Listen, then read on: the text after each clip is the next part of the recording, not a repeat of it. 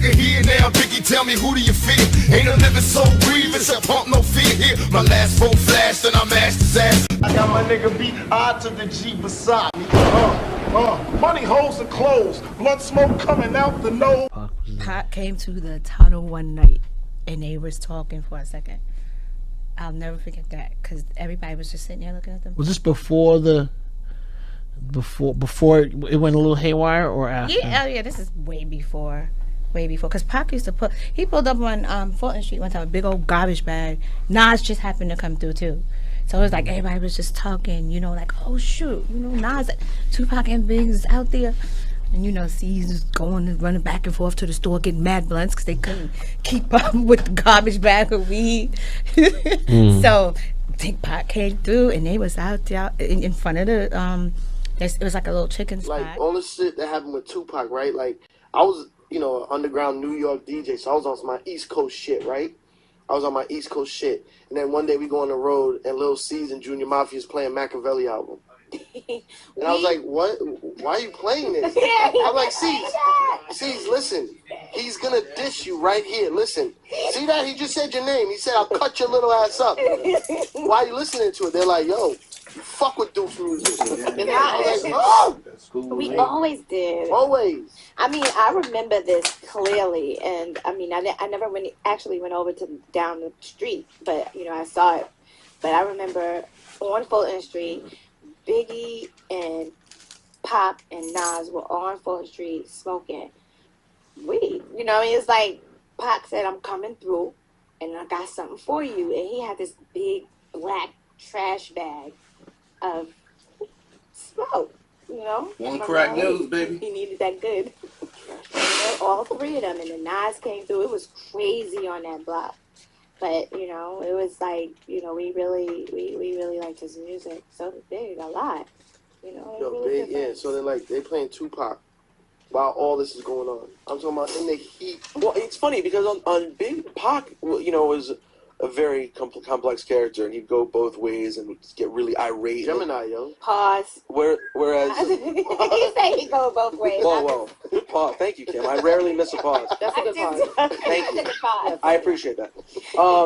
But Big always seemed to take the whole situation rather lightly. Like on record, at least how he talked about it, he never seemed like he was overly stressed. Like even the way he addressed it on Brooklyn's Finest on different records. Funny. Yeah, he'd do funny little side jokes. Pac was on some, Prodigy, I hope you fucking blah, blah, blah. Like, he was out there talking crazy. That's where I felt like they differ from, and where Big could be probably more of a mature man at times. But see, you got to understand they were both the same exact sign.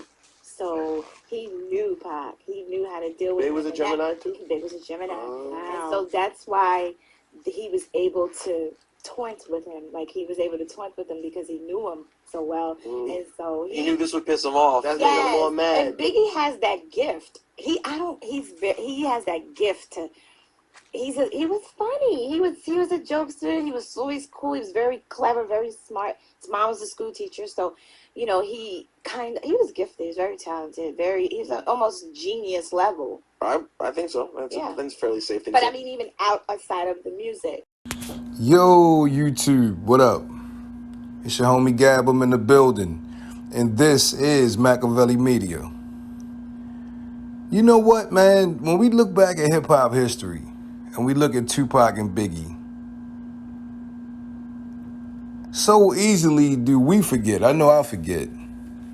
I forget this quite often. It wasn't always all bad. You know what I mean? Like, what get lost in the whole Tupac versus Biggie beef in a lot of people's view is that Tupac and Biggie used to be friends. Really, really good friends. And ultimately, they had two crews knew each other. Tupac knew the Junior Mafia. Biggie was damn near a member of Thug Life. Like, the two crews had fun interactions with each other. And I wanted to share this interview right here, this brief interview with Little Kim, giving one of her fondest memories of Tupac and Biggie, that wasn't beef related. You know, Kim talks about Tupac showing up at the tunnel in New York. I've been to the tunnel. Historical part of New York hip-hop history. You know what I mean? And Tupac later going to Fulton, where Biggie used to dwell. And Little Kim said Tupac bought Biggie a trash bag full of weed. A trash bag full of smoke. That's crazy. She said Nas even showed up. And C's was going back and forth to get the blunts, and he couldn't keep up with the, you know, the demand for blunts, which is crazy because in another interview, I heard Little C say that whenever he saw Tupac, even the night at Quad Studio, he said, but whenever he saw Tupac, he knew they was getting fucked up that night. He said he knew they was going to have some bomb weed to smoke, and he knew they was going to have a good-ass night. Just off impact of Tupac coming through. So they was happy to see Tupac. Because Tupac was, you know, giving them a different experience. He was bringing, you know, Cali Bud with him. You feel me? Shit they wasn't getting on the regular. Some more exotic. And Pac was bringing it by the trash bag. That's wild. You know, I also heard Little C say before that they still bang Tupac's music. Before the beef, after the beef, and until this day, they still play Tupac's music because it wasn't always all bad. Which is sad when you think about it. Because Pac lost his life. Their leader Biggie lost his life. And, you know, they still got some fond memories.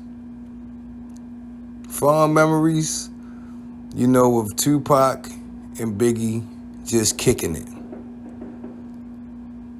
I mean, through all the beef and all the battling, that just get lost in the shuffle. It was refreshing for me to hear Little Kim go into detail talking about Tupac and Biggie and their relationship. That was just one story. I'm sure she had out of many, but I wanted to share that with y'all. Anyway, I need you guys to share and like this video. Don't forget to sub to the channel. This is MAKAVELI Media. Turn on them post notifications so you be the first to be alerted when I drop that shit. It's been a pleasure as always. I'm your homie Gab. I'm signing off.